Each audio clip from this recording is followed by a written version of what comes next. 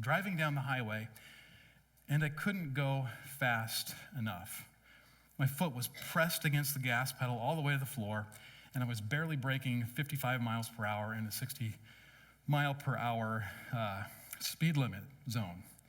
Back then, some of you know that I drove for a short season a 1977 bright orange Volkswagen minibus.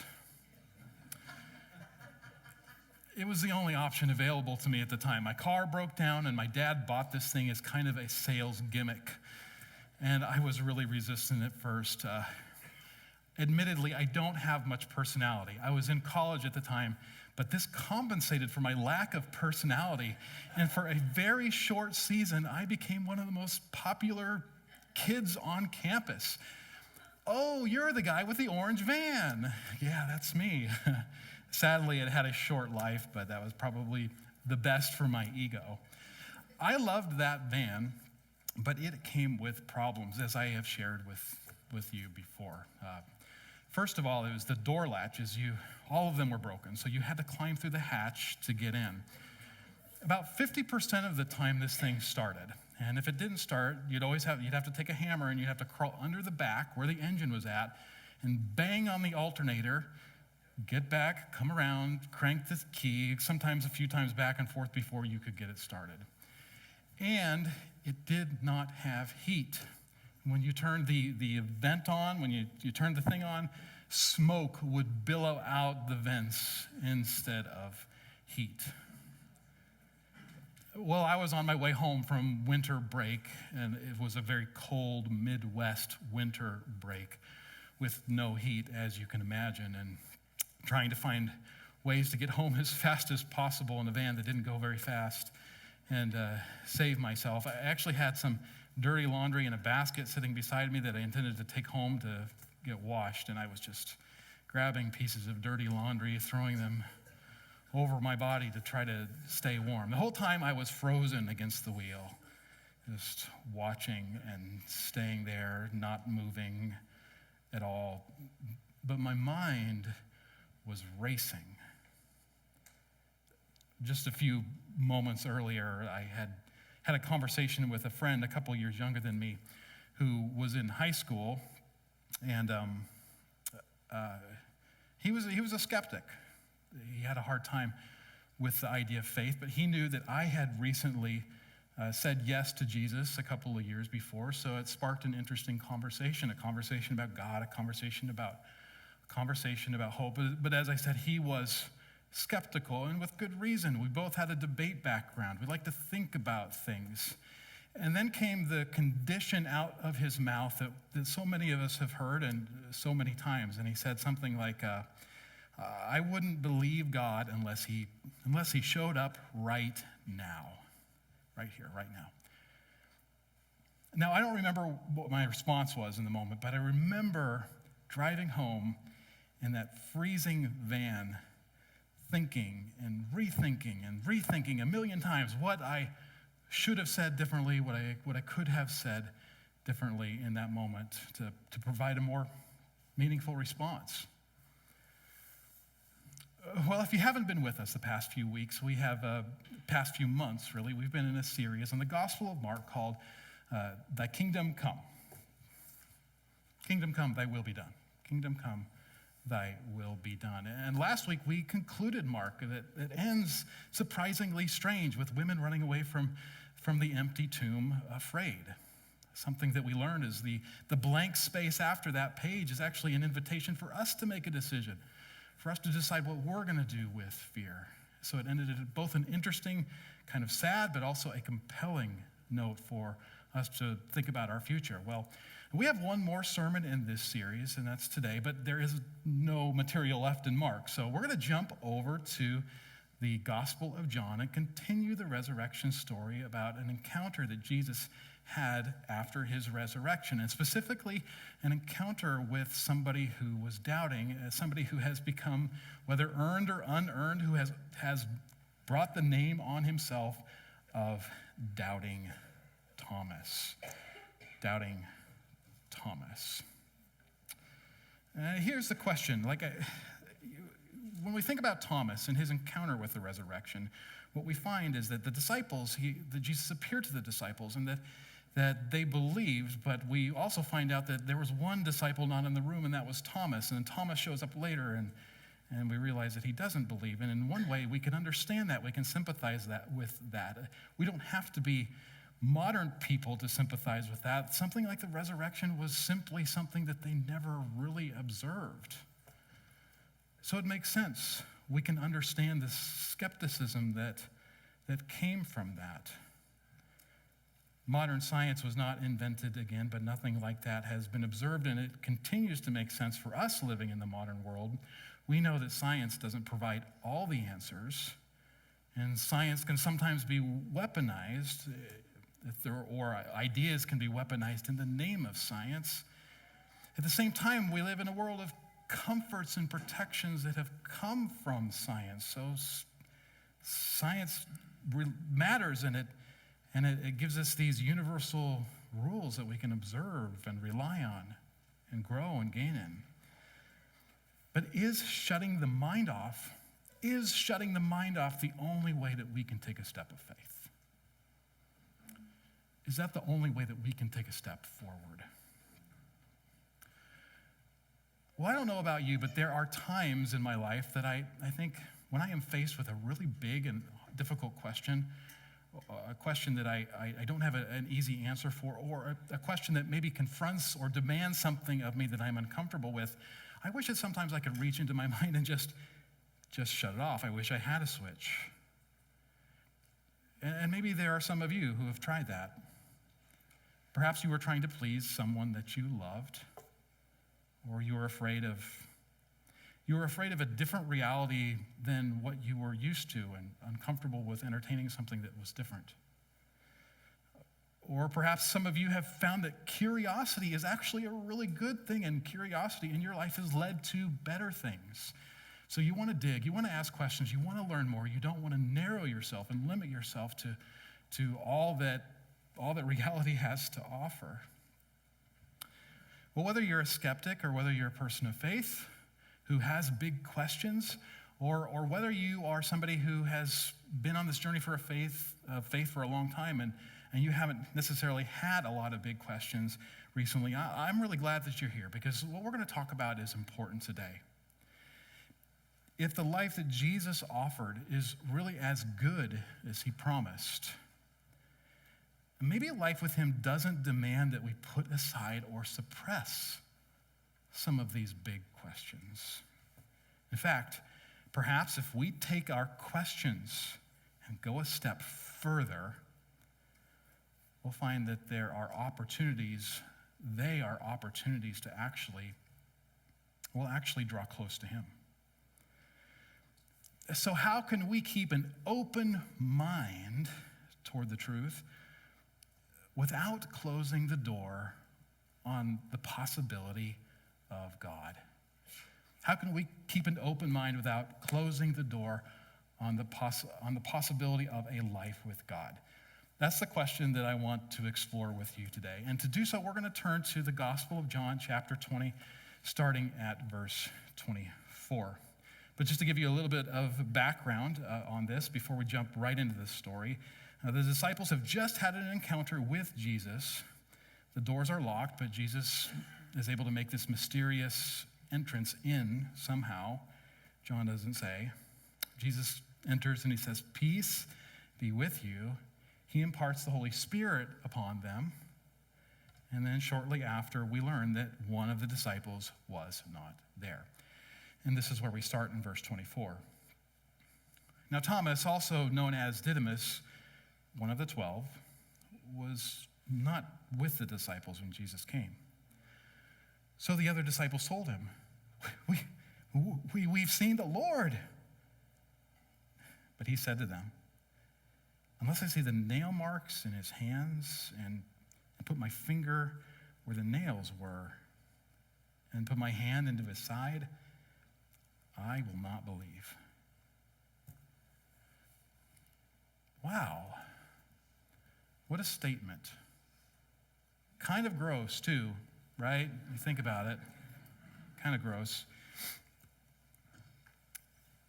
Now, I don't think that Thomas actually wanted to put his fingers in the nail holes of Jesus. I think that he's probably using a little bit of hyperbole here, saying something like, look, chances are slim that this is true. The story is going to wrap up in just a few verses, but I really want to, I want to spend most of our time today just marinating in, thinking about what Thomas said here, because I think it's important. I think there's an attitude here. There may be an emotion. There's something that we need to understand about what's going on inside of Thomas when he is saying this. It's going to really help us as we understand the answer, the conclusion of the story. So I just want to sit here and process this with you for a minute. And there's probably more, but I could think of two possibilities, two attitudes that Thomas had with this. And I'm going to name them. The first one I'm going to call it the pragmatic approach. The pragmatic approach. And now it's possible that Thomas simply was struck by the incredulity of the other disciples' claim. Although Thomas was certainly experiencing the emotions around Jesus' death, perhaps simply here he's facing something that seemed logically impossible for him. And now we did this last week, but I want to do something similar to kind of help you illustrate it. I think of Spock from Star Trek. Sorry, Trekkies. Or even the meticulous and somewhat compulsive monk from the show Monk, for those of you who were fans and watched that. Or perhaps the skeptical, this one might be surprising, but the skeptical Indiana Jones, always looking for rational explanations in the face of supernatural phenomena. That one probably also fits. We can maybe rephrase Thomas's statement this way. What? Raised from the dead? I'm sorry, I'm just going to have to see something to believe that kind of a claim. Now, these kind of questions, they certainly have their place. When I was in college, I was pretty young in my faith, and I was actively devouring apologetics, books on apologetics. Apologetics it's a branch of theology that has to do with the rational defense of Christian beliefs. It is not the practice and act of apologizing regularly, which I know many of you husbands are very good at, but that is something different. Apologetics. I read things like C.S. Lewis's Mere Christianity, Josh McDowell's Evidence That Demands a Verdict, which is like an encyclopedia that nobody reads. You just kind of find areas to read in it. Or at that time, Lee Strobel's The Case for Christ in his Case For series was really popular back then. And they did really, really wonderful things for me during that time. It's just solidifying and giving me answers, helping me put my faith together in a cohesive way. Well, one semester I took a class called Science and Skepticism, and it was led by a professor who was a Catholic atheist. I've never heard of such a thing before, but he called himself a Catholic atheist, and he'd often prompt the class members to try to find reasonable, rational arguments and studies that proved faith. And I just happened to be taking a sociology class at the time, and in the textbook has a study that was done on prayer. They commissioned a group of nuns to pray for this sample of people and not this sample of people, and well, it checked off all the boxes. It was a double-blind experience, a double-blind experiment, which means it removed all bias from the equation. There was a large sample size. I remember just going to my professor, and I'm like, well, what do you think of this one?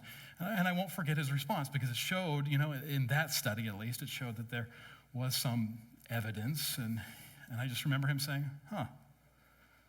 And he seemed to say, well, this looks credible. He opened his eyes a little bit to that. But here's the thing. Here's the thing about apologetics and where I've kind of come to over the years. I've come to be more cautious about apologetics today, because if we can find reasons to believe, then we can find reasons not to. If we can find reasons to believe, then we can find reasons not to. Not all of those tests have the same result. And if it's true what the Bible says, that God cannot be tested, and if it's true that he is above nature and is all-powerful and is all-knowing, then he doesn't have to submit himself to human tests. Now, there are several rational and reasonable arguments for God. Some theologians kind of combine them down to five that people have collected over the year. But even rational and reasonable arguments aren't necessarily absolute, because God cannot be put in a test tube. What is uncreated cannot be measured by what is created. Doesn't mean they're bad arguments. It just means in one way of talking about this, they're not necessarily foolproof arguments. In many ways, if we're having a conversation, if I was having a conversation with somebody who is skeptical, it would kind of leave us at a stalemate. A skeptical person might say to me, hey, look, it's really convenient for you that you have this idea out there that just happens to not be able to be proven in any way. And you know what? I would agree with them. It is convenient. It's convenient that for both sides, really, that God cannot be proven or unproven, that God cannot be measured or he cannot be unmeasured. In a way, it leaves us at a stalemate. Now, I have reasons to believe, or I have a way of understanding that. I think that Jesus in the Gospels connects the invisibility of God with his humility. He connects the invisibility of God with his humility, meaning that God is not someone who typically imposes himself. And that might have been an answer to my friend back in the day. This isn't why. He just shows up on command, among many other reasons. So I could have provided an answer to it, but it wasn't a full proof. Well, I came across this phrase when I was doing some Bible study. Exegesis is the word. That's not the phrase, but it's when you do detailed Bible study in the original languages. And when you do that kind of study, sometimes you run across questions. What does this verse mean? What does this word mean? And sometimes there are several options for what those words mean. I came across this phrase, this expression that jumped off the page to me. And it really related more to study, it related to my life, more than to just what I was studying in the moment. And the phrase is explanatory power. Explanatory power. And what that meant is when you're studying and you come across something that's confusing or seems odd, the question you ought to ask yourself, especially when there's many options, is what understanding has the most explanatory power? What makes sense? What makes the most sense of the things around it? We'll use the word context to describe that, but I like explanatory power. Thanks for humoring me with that little sidetrack, because here's how it applies to what we're talking about.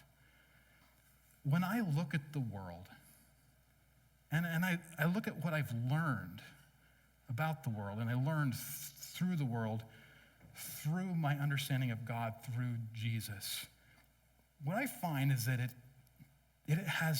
first of all, it's not something that I ever made up in my mind. It's not something that I could have ever discovered, but I find that it has explanatory power. My belief in God through Jesus helps me explain the world around me. It helps make sense. Is that a full proof? No, it's not a full scientific proof as we sometimes use the word, but it helps me to make sense of the world, and I think there's some power behind it. Here's what C.S. Lewis said in a really similar way. I believe in Christianity as I believe in the sun.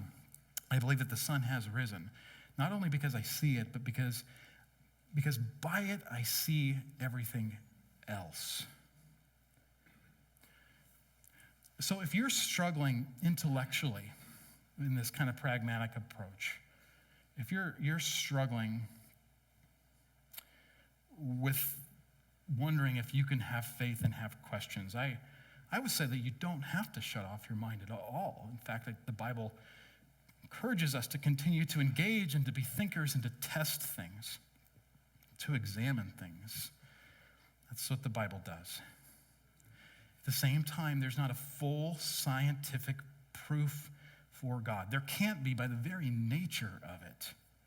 So to be honest, if you find yourself to be a skeptic on the other side of faith, if you find yourself to be there, some of these arguments, some of the arguments for God might be enough to move you more towards the middle, but in certain cases, the arguments by themselves might not be enough to move you to the other side if that's where you would like to be. But I don't think that that's where Thomas was coming from anyways. Oh, Thomas. We're talking about Thomas, right? Well, let's go back to Thomas. Actually, let's go to our second approach. We first talked about the pragmatic approach to Thomas's doubt. Let's talk now about the pain approach, second way of looking at it. Think of Dr. Spock's foil, Captain Kirk, or Tony Stark, who became a hero in coming to terms with the fact that his weapons were being used against innocent people.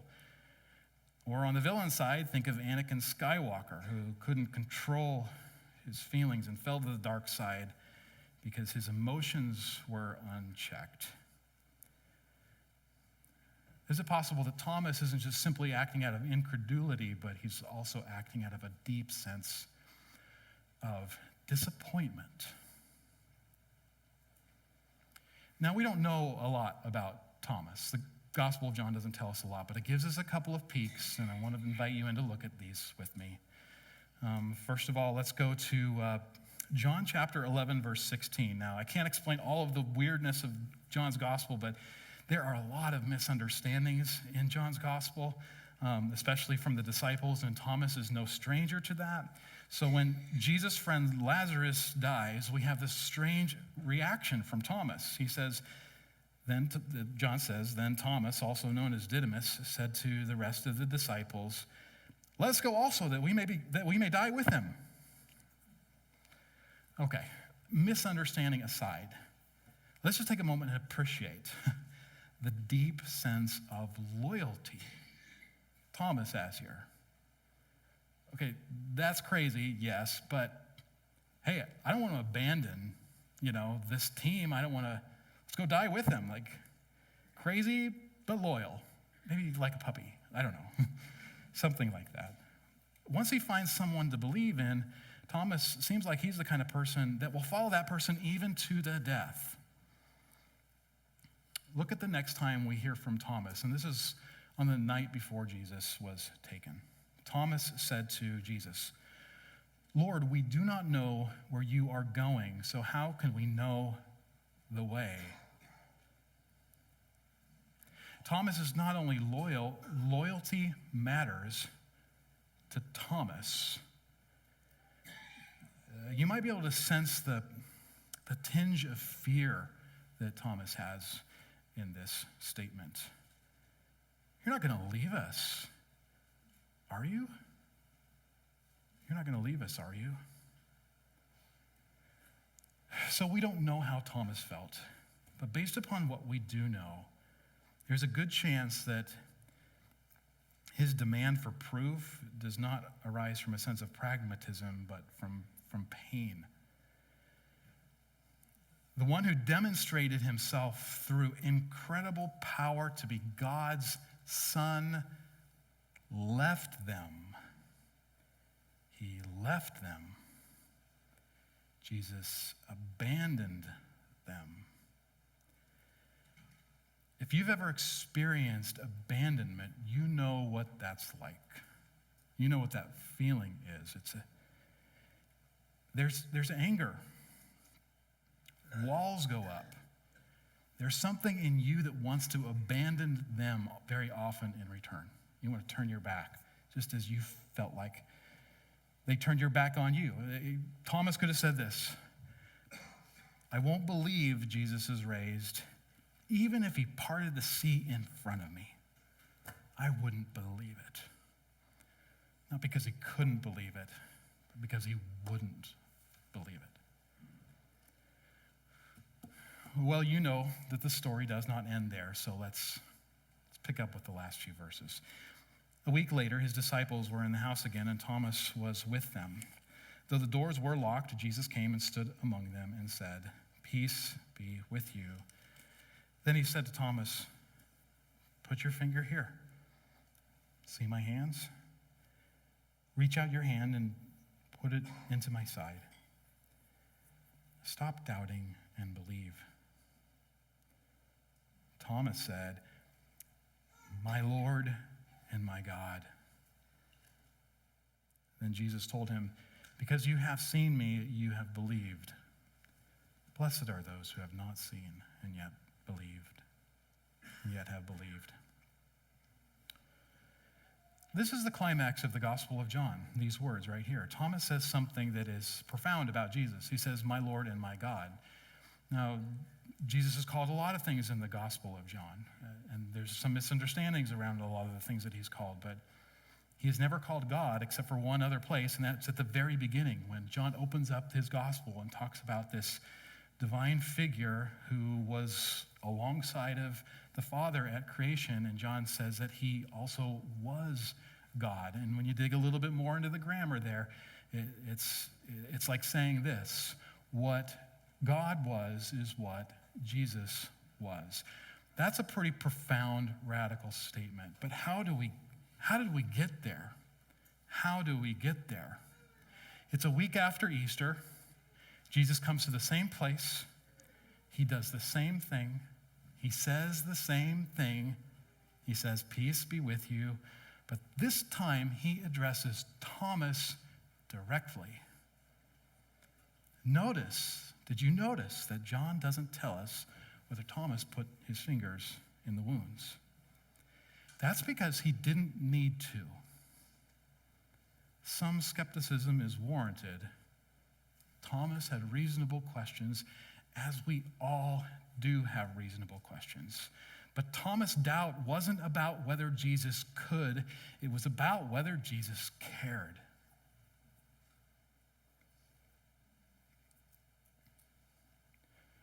And when Jesus came and addressed it personally and addressed Thomas personally, that was enough. That was enough. J.D. Hoover and his wife Leslie have been at Christ Church for a little over a year now, and when he was growing up in California, he found that he was resentful toward God. His parents, they separated at a young age, and his mom was bouncing from church to church trying to find purpose in life. At least this is how he told it to me. And during that time, JD, come on up a little more. During that time, you'd said that your mom really wanted you to go to church. You didn't want anything to do with it. And you also found yourself resentful, and maybe even resentful towards God, because you looked at the families around you that had moms and dads that were together, and you felt like, or you were asking this question, well, why can't I have that? But there was also kind of this moment and this turn in your life where you started to see things differently. Can you share a little bit about that? Is this thing on? Can you hear me? You sound great. All right, thank you. Hey, why don't you welcome JD, everyone? All right, I'm about to be vulnerable here for a second, so bear with me. It's not the end of my story, it's just the start. So, when I was growing up, I had to be the male figure in the house, that kind of role model. And as anybody knows, as a kid, trying to take on that responsibility is a daunting chore. So I was very resentful. Every time it was church time, and Mom said, let's go to church, I'd throw a fit. And tension grew in that. And then my dad in and out of the picture didn't help the situation at all either. But as I realized, I came across a couple mentors, because in order to get to Christ without some sort of road to there, you're never going to know. So the mentors in my life kind of guided me that way. I had two in particular, started shaping me, started growing me in the faith a little bit, still being a teenager. I had my doubts, and I was going to church for a lot of the wrong reasons, chasing girls, stuff like that. I can't help it, I'm handsome, so. Your I wife gotta- might I- have something to say about that. I gotta later. add a little bit of humor in here because this is a little bit different tension than I'm used to in the military.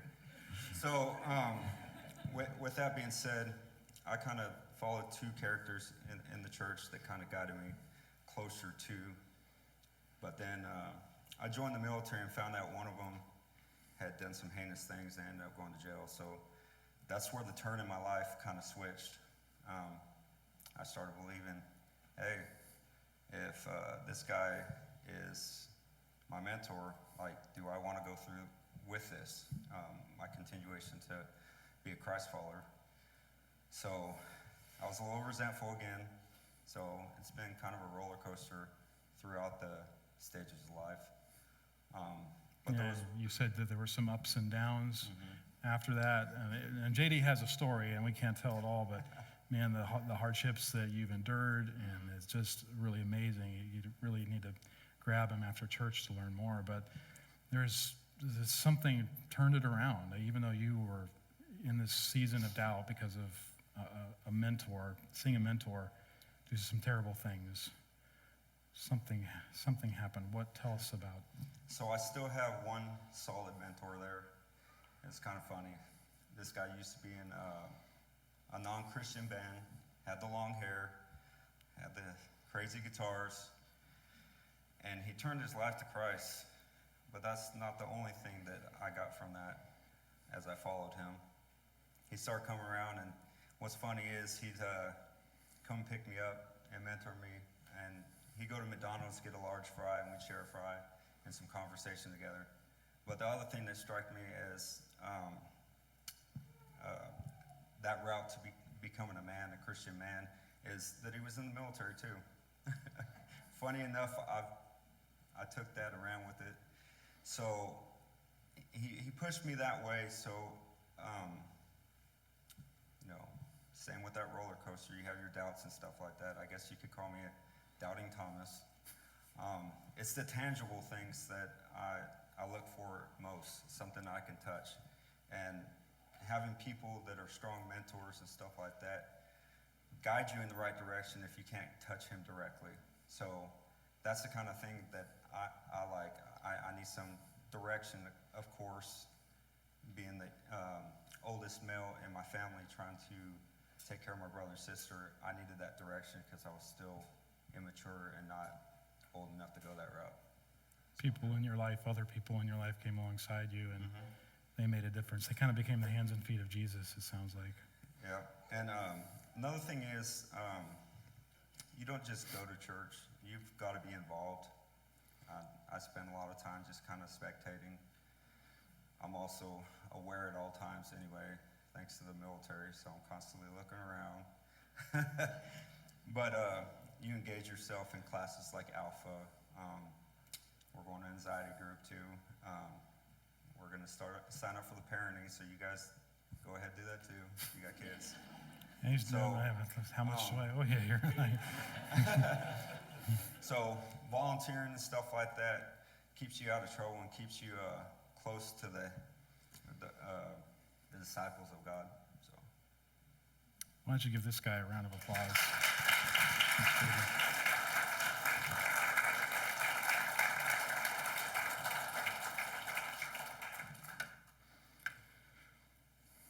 Getting these questions that we have in life answered, thinking through some of the mechanics of how reality works, about how God works, and all of these big questions. These things they're important. Don't get me wrong, they're important. They really are. But no matter where you decide to be, whether that's with faith or out faith, there are still going to be questions. There will still be questions. The questions will still persist. If we're intellectually honest and if we're humble, we know that there's still going to be questions, and that's okay. It's good to pursue questions. But chances are the real barriers, maybe not in all, but in most cases, are emotional. Doubt isn't having questions. Doubt is putting up walls. Doubt is closing ourselves to possibilities. Doubt is deciding to stay hurt. On the one hand, the impulse to move away from that is not bad because God designed us with this innate bent towards protecting ourselves, and we need to protect ourselves. There are people who will hurt us. So on one hand, that impulse is good, but when our impulse to protect ourselves is kicked into overdrive, and it affects relationships with people who have our best interests at heart, that's when it can be harmful. Coaches can't help our bodies grow stronger without exercise. Parents can't teach kids fully the danger of a playground if they never take their kids out to a playground to have some risk. And God cannot make everything perfect in this world until his mercy has been given enough space to achieve its full reach. So when our impulse to protect goes into overdrive, when we aren't getting what we want or when reality isn't panning out the way that we might expect, that's when doubt might be at its greatest potency to do damage. That's when doubt might be most potent to do the most damage in our life. But doubt does not have to have the final say. We don't have to deny ourselves the best that God has to offer, nor do we have to close our minds. We can experience life with God by keeping an open mind toward God and an open heart toward him as well. We can experience life with God by keeping an open mind and an open heart toward Jesus. So what questions seem to be stumbling blocks for you? And what's driving those questions in your heart? Let me offer some brief action steps as a way to move forward. First, if you have big questions that don't seem to have big answers, simply do this. Put a bookmark in them. Put a bookmark in those questions. It's going to be no surprise to you, but I love the scriptures. I love reading and learning and studying the scriptures. I love doing that because I'm curious. I just like learning. So honestly, there's a pretty superficial reason I like it.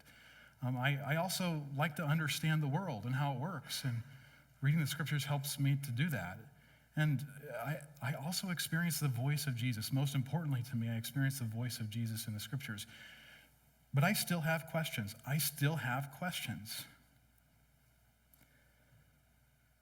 And even when I dig in sometimes, and sometimes I will dig in, the hours will go by, I won't come out with an answer. Putting a bookmark in those questions, it gives those questions permission to exist. It gives our minds permission to continue to think, and it gives those questions space to breathe. So many times I have come back with answers when I have come back to those questions with a better self. There have been so many times that I have found answers, even though I still have questions. Second, identify the emotion behind all questions. Look, you might be trying to solve the mystery of what baptism for the dead is in 1 Corinthians. And if that's you, good on you. There's probably 20 different possibilities, and maybe you'll come closer to the actual one. The motive and the emotion behind that is probably just curiosity, but often questions regarding hard Bible passages or difficult things, often those come from they're driven by something deeper, a sense of justice, an awareness of unmet expectations, fear that we're being asked to do something that's difficult, or possibly even resentment from past hurt. It's important to identify the emotion behind the question because of the next step, the last step, which is to recognize the value of the emotion and give God space to enter into that. It doesn't do any good to tell yourself to stop feeling something. Have you ever tried that? And how well does it work? Stop feeling that feeling. And feelings usually come from somewhere within us that's reasonable. A desire to protect, a desire to see something good happen. Putting words to those values diminishes the power of the emotions holding us back. And allowing God to come closer can flip them on their heads. What would it be like? What would it be like in these hard spaces to have caution turn into trusting, to have anger turn into love, to have resentment turn into peace? In these moments where Thomas was feeling all of these things, in this one moment, frozen in time, Jesus did not pull away from him. Jesus drew closer to him. He extended his hands, and Thomas knew exactly what he was doing.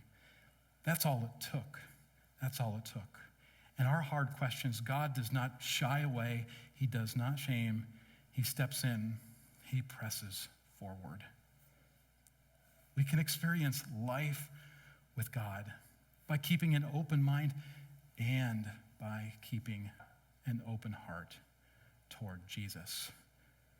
Doubt doesn't have to have the final say. Doubt is something that we all experience, but it does not have to be the end of our stories.